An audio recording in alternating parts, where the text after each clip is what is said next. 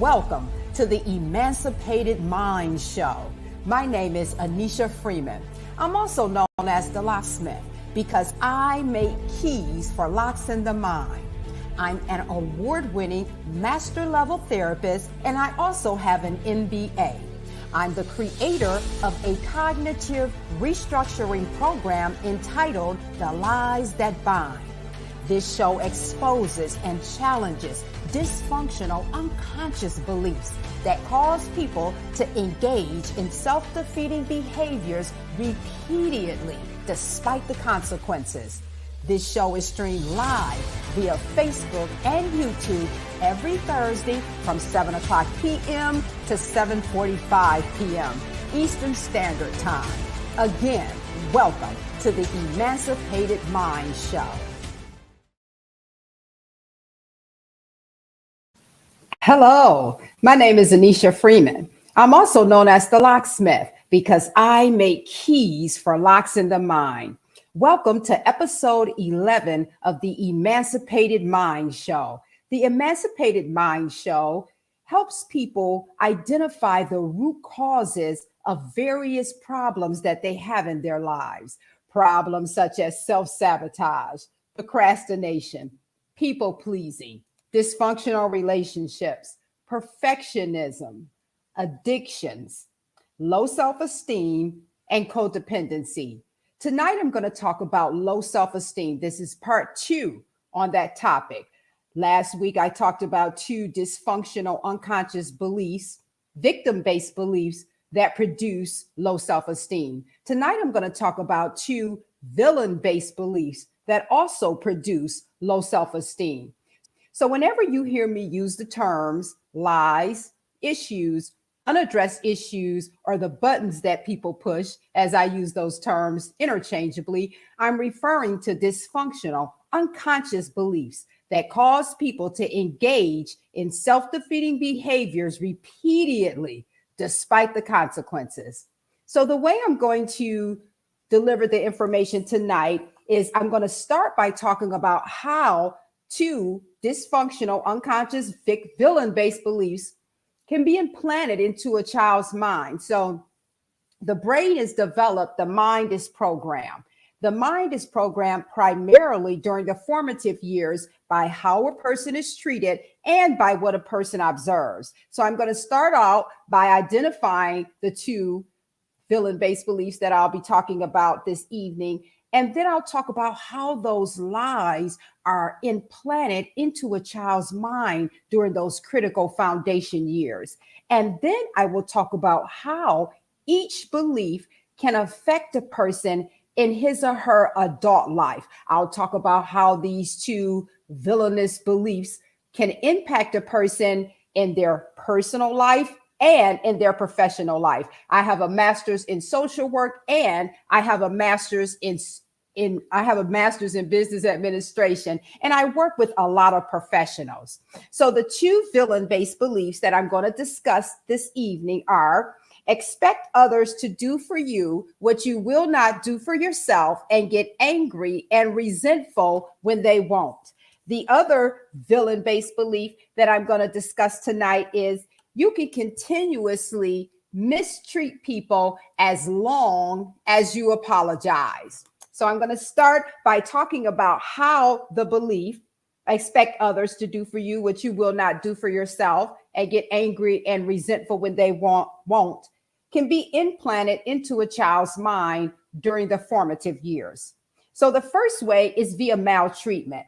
So if a child is raised in an environment in which he or she has a parent or sibling or other family member who does everything for the child, things that the child is able to do, tasks that are age appropriate. So some people I've worked with, and I've been in this industry as a counselor and therapist for over 20 years. Some people have told me how they were raised in an environment in which they didn't have to do anything. They didn't have to clean up their room. They didn't have to make up their bed. They didn't have to help with chores around the house. Everything was done for them. In some cases, people even did their homework. And so the child is being conditioned to expect others to do his or her responsibilities, to assume his or her responsibilities, to do everything for them. So that's one way. And yes, that is maltreatment, because that is a parent or a sibling depriving the child of developing his or her self-sufficiency muscles. So that is maltreatment. Another way that this lie, expect others to do for you what you will not do for yourself, and get angry and resentful when they won't, can be implanted into a child's mind, is by having a parent or other people tell the child to step aside and let them do whatever the child was attempting to do while in the learning stage. So let's say a child is being taught how to wash dishes or fold clothes or sweep the floor. But of course, the child is going to perform those tasks like a novice because they're just learning how to do it. But some people get frustrated when a child is not folding the clothes perfectly or not doing the dishes appropriately. And instead of giving them feedback and demonstrating how they can do it better, they say, well, just get out the way. Let me do it. You're not doing it right. So when a parent or other person does that to a child, this belief is being implanted. They're being conditioned to believe that they're not capable of doing things that other people can do. So they should expect other people to perform those duties for them. Another way this lie can be implanted into a child's mind is via observation. So if a child is raised in an environment in which he or she observes people expecting others to do things for them, and then watching those same individuals become angry when certain people refuse to do what they want them to do, then the child is being programmed. That's what you're supposed to do. You're supposed to expect people to do things for you that you really can do for yourself, but you are supposed to expect that. One noted expert says that people of influence from our childhood demonstrate how we should be treated and how we should be treated by those who supposedly love us and how we should treat them. So via maltreatment and observation, dysfunctional beliefs can be programmed into a child's unconscious mind. So another way that this lie can be transmitted to a child via observation is observing someone who's obeying the victim lie. You have to assume the responsibilities of others. So a person who's afflicted by the victim lie, which is in this blue stack, my villain cards or lies are in the red stack. So if a child observes someone who goes around assuming other people's responsibilities, the child is also observing the people who's on the receiving end of that dysfunctional behavior. So via observation, you're supposed to expect people to do things for you that you really can do for yourself.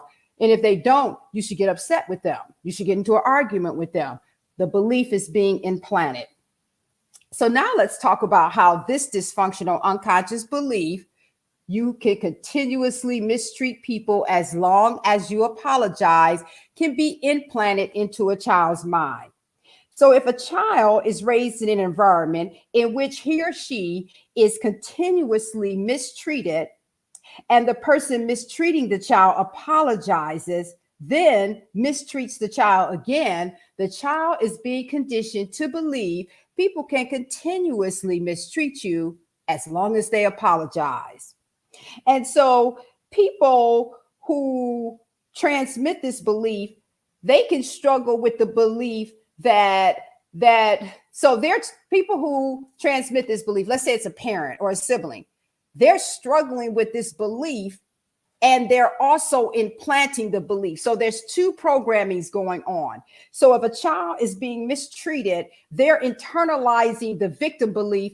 People can mistreat me continuously as long as they apologize. But they're also internalizing the belief system of the person that's mistreating them. So they're saying, oh, I can do that too. I can mistreat people also as long as I apologize. So people can be programmed with victim beliefs and villain beliefs simultaneously. Now, in their adult lives, some people operate out of the victim beliefs more, and some people operate out of the villain beliefs more, but then there's individuals who alternate. I call it VV ambidextrous. They can operate out of a victim belief at 9 o'clock and switch to a villain belief at 9:02. So another way this lie, you can continuously mistreat people as long as you apologize, can be implanted into a child's mind, is by a child not being held accountable for mistreating other children. So we're talking about a child who's bullying other children, and the parent or teacher or other adult tells the child who's bullying other children, apologize. You have to apologize. But they don't tell the child how to correct the behavior, and the child doesn't receive any consequences for mistreating other children. They're just told, apologize.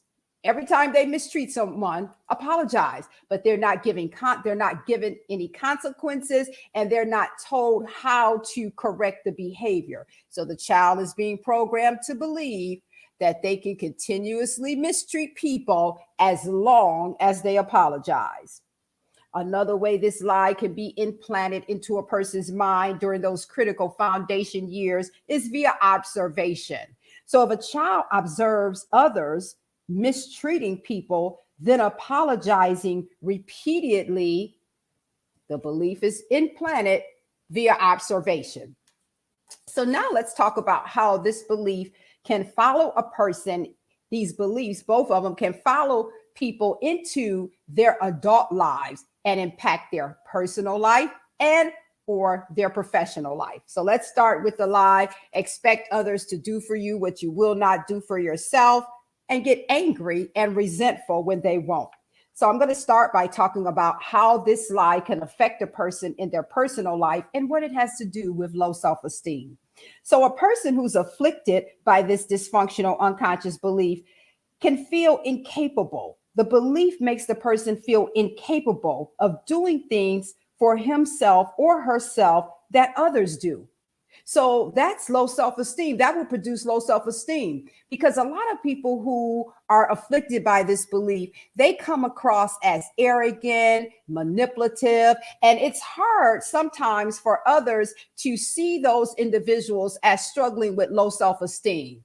They may say, oh, well, they demonstrate these narcissistic traits. And to a certain degree, they do demonstrate narcissistic traits. People who struggle with the red set of my cognitive restructuring cards, but they can have low self-esteem, because a person who's been conditioned to believe that they're not capable of doing certain things for themselves and they have to expect others to do them, they have a sense of inadequacy instilled with that belief. So they see other people doing the things that they're trying to manipulate people into doing for them. So that makes them feel incapable. The belief or the lie can also cause the individual to feel inadequate compared to others who are handling their responsibilities. Because although it's true that birds of a feather flock together, so people who struggle with these villain-based beliefs tend to interact with other people who are afflicted by the same types of belief, they have to come in contact with other people at work, in their day-to-day life. They're going to be around people who are responsible, productive members of society, who handle all of their own responsibilities and talk about handling their responsibilities. So when they hear these conversations, when they're around these people, they can feel inadequate. Another way that this lie can produce low self-esteem is it can cause a person to feel dependent upon people who struggle with the lie. You have to assume the responsibilities of others, because those are the only types of individuals, people who struggle with these victim-based beliefs, like you have to assume the responsibilities of others or protect others at your expense.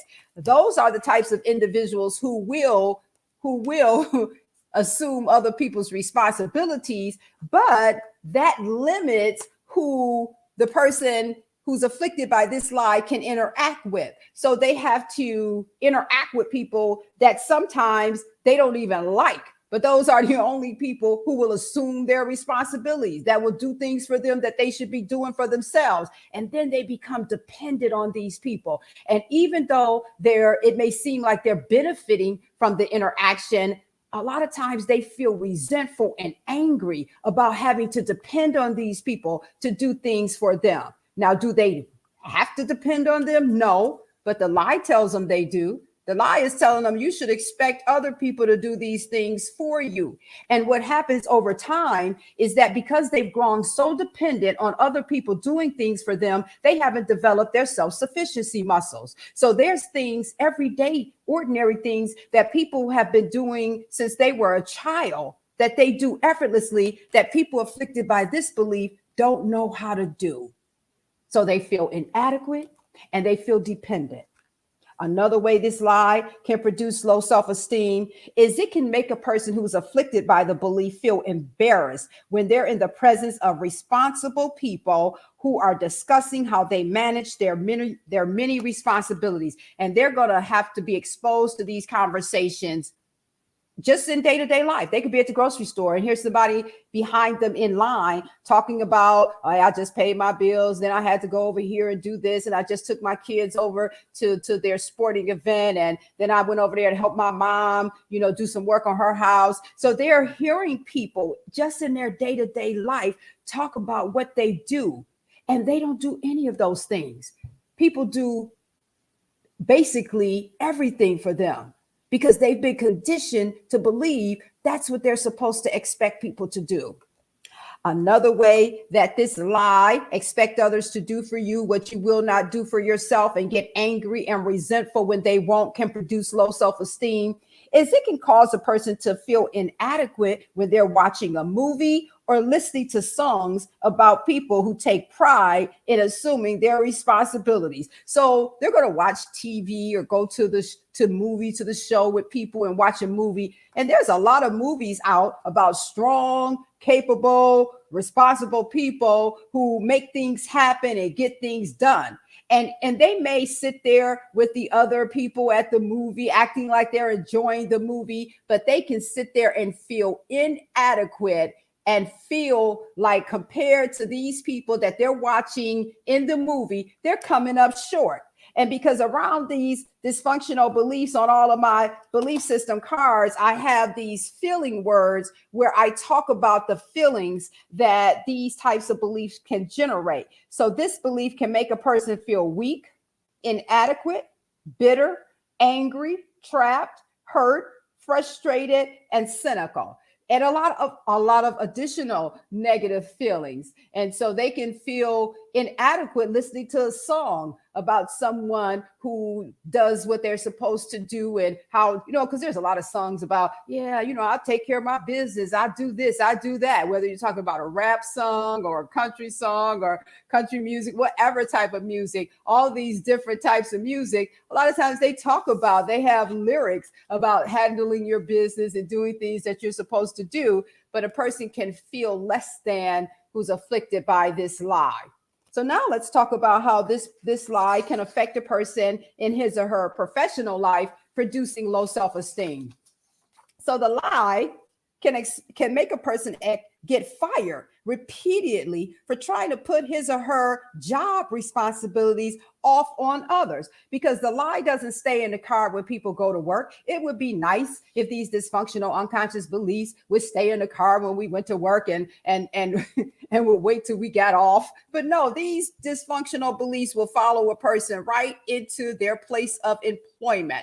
And so this lie can cause a person to get fired, because they keep trying to get their coworkers or even their supervisors to do their job. And some people are like, no, I'm not doing your job. I'm not getting your paycheck, so I'm not going to do your job. So they get fired. Another way this lie can affect a person in his or her professional life is it can cause a person to feel rejected when coworkers try to avoid him or her, because they know that the lie afflicted person is trying to get them to do their job. So people start avoiding this lie afflicted person. They don't want to be around this individual. They go to lunch and they don't invite this person. person comes into the office and everybody went to lunch together, but they didn't invite this person because they're probably going to go to lunch and talk about this individual, and it's I'm laughing, but it's not funny when you're the one that's afflicted by the belief and you're on the receiving end of the rejection.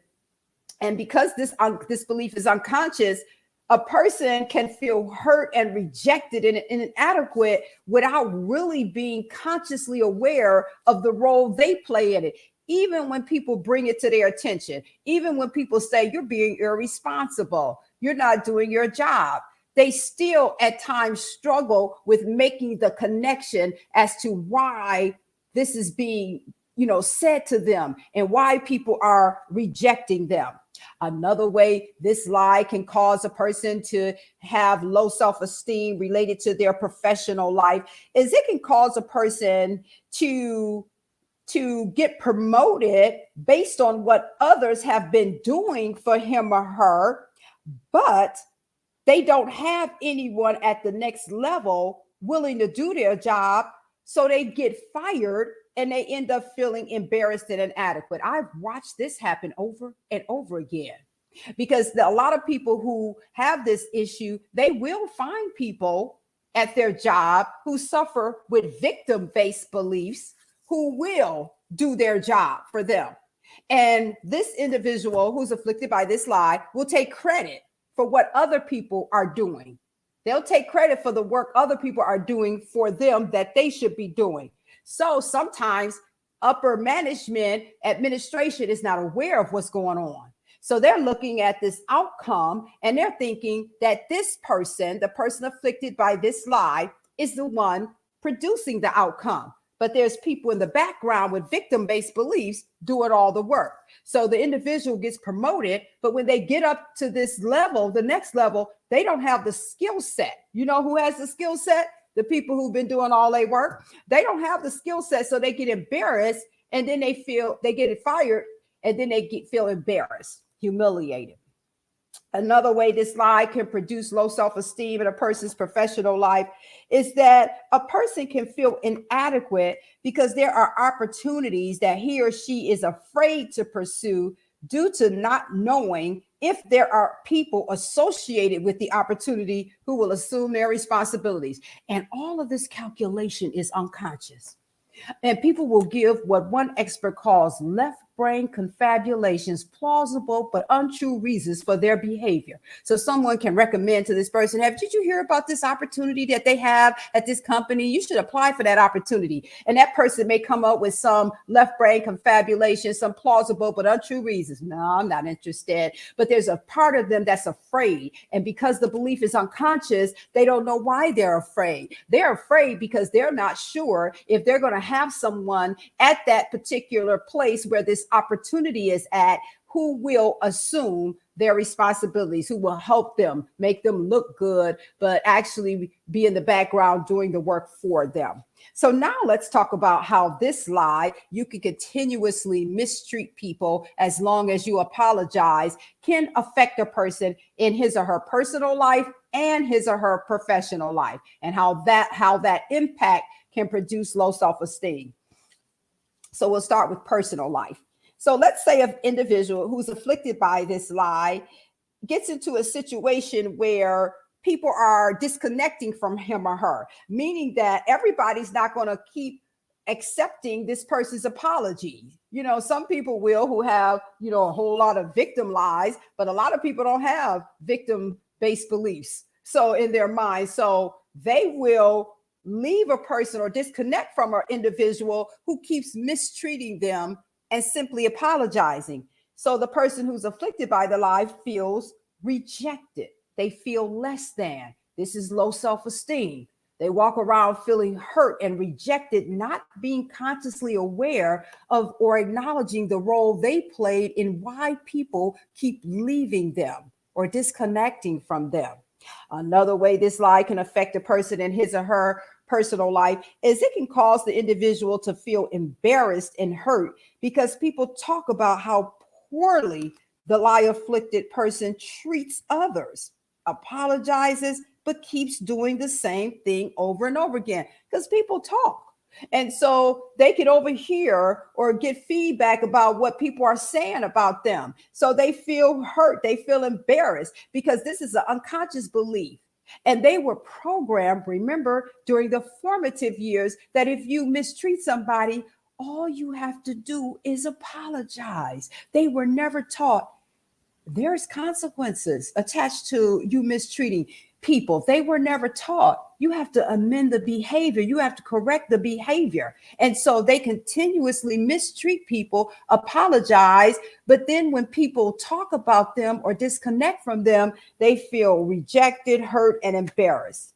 Another way this lie can affect a person in his or her personal life is it can cause an individual to feel inadequate because he or she is not able to change because they've been conditioned to believe that apologies are all they need to do. Apologies are the only requirement after mistreating somebody. And so they start feeling embarrassed and inadequate that they're not able to change. And sometimes they're in relationships with people who are afflicted by this lie. Sometimes they're in relationships with people that they really love and they don't want to lose, but they don't know how to stop the abuse or the maltreatment because they were never conditioned to believe they needed to make any changes. Even when they're getting feedback from people that say, you need to stop mistreating people and just apologizing. You're going to have to change something.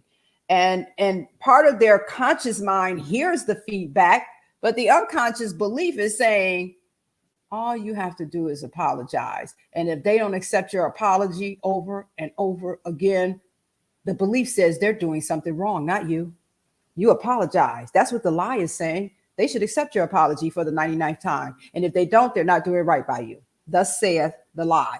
So now let's talk about how this dysfunctional belief can affect an individual in his or her professional life, producing low self-esteem. So the lie can cause an individual to feel hurt and rejected because he or she keeps getting fired for being abusive towards coworkers, clients, customers, supervisors.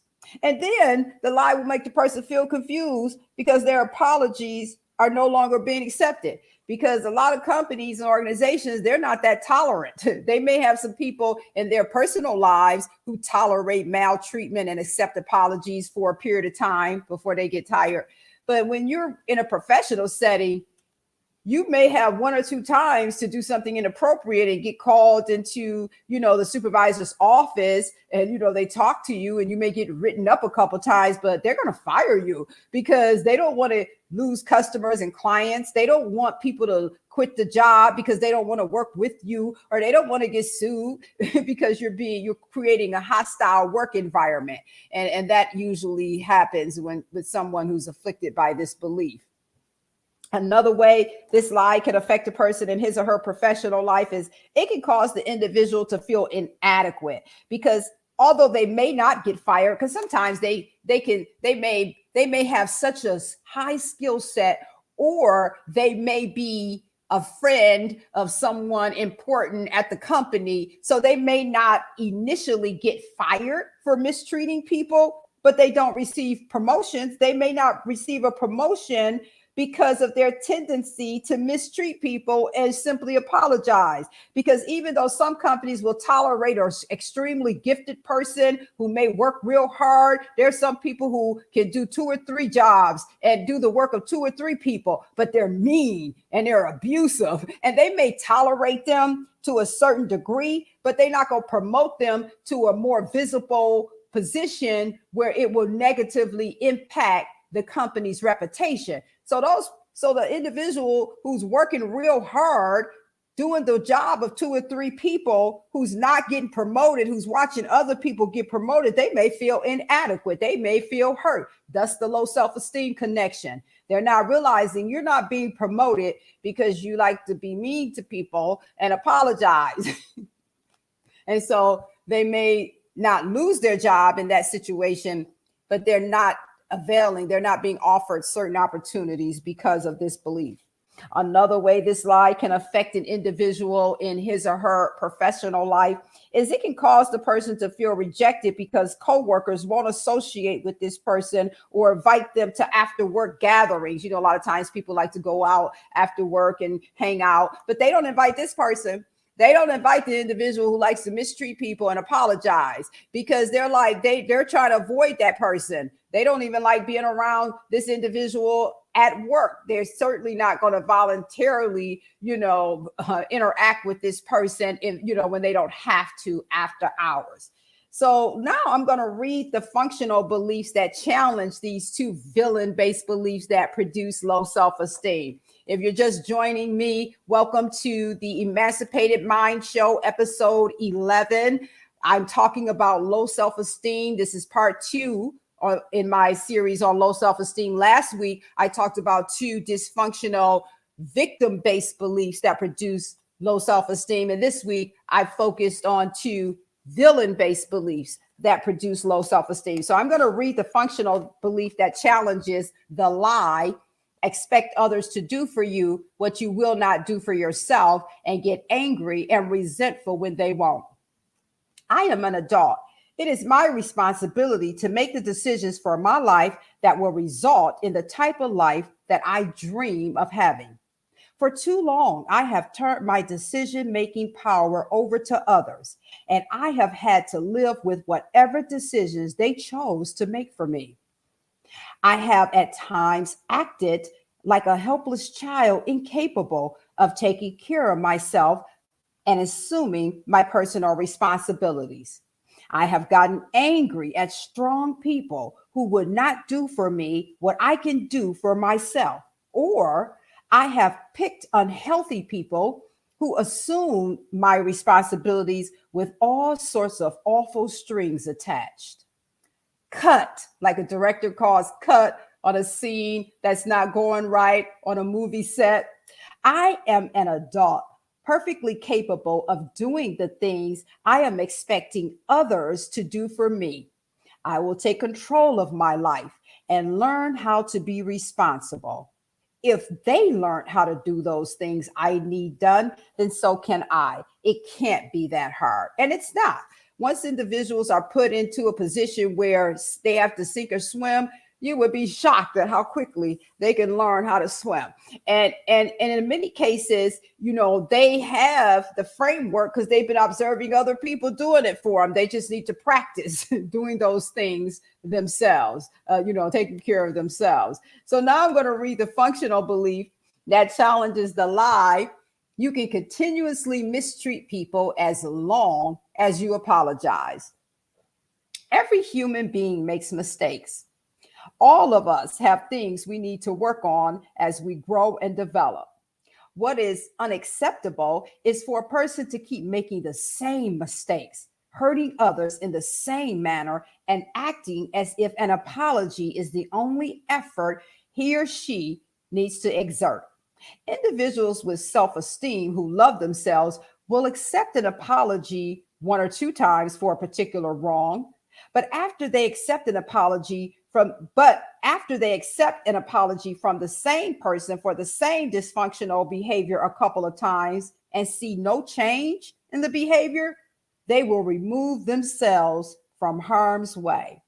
It's an unrealistic expectation for an individual to expect other human beings to allow him or her to keep offending in the same manner constantly.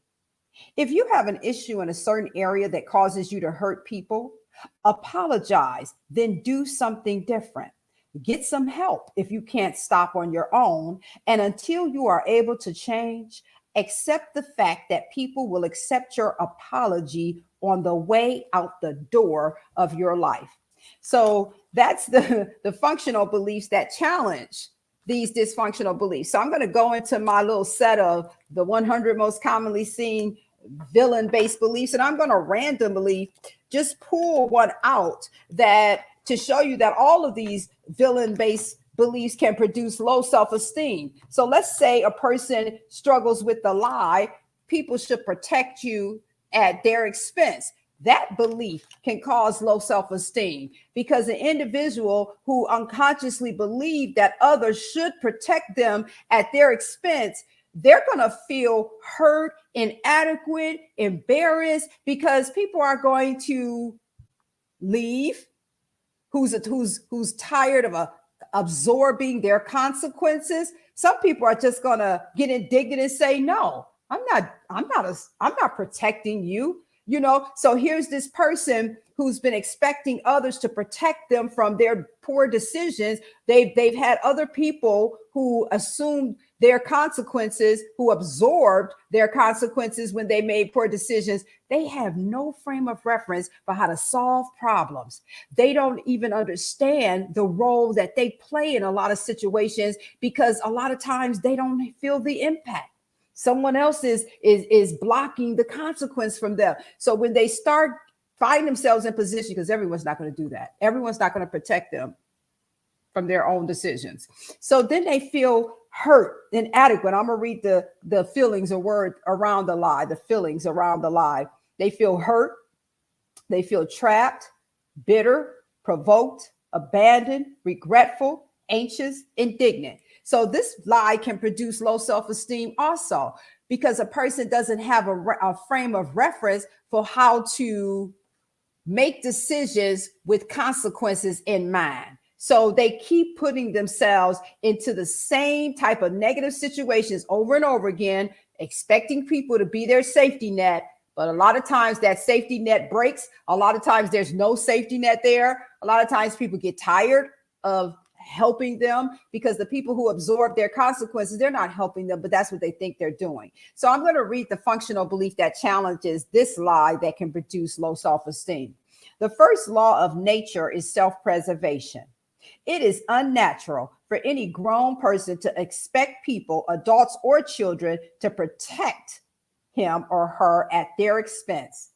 That is ridiculous. If you were raised in an environment in which you were protected from the logical consequences of your actions, you were done a great disservice. If you witness someone protecting individuals from the logical consequences of their actions and you internalize that practice as normal, let me help you. That is not normal human behavior. It is okay for people to help you out from time to time, as we all need assistance at various points in our lives. It is not okay to keep making poor decisions and try to manipulate others into absorbing your consequences.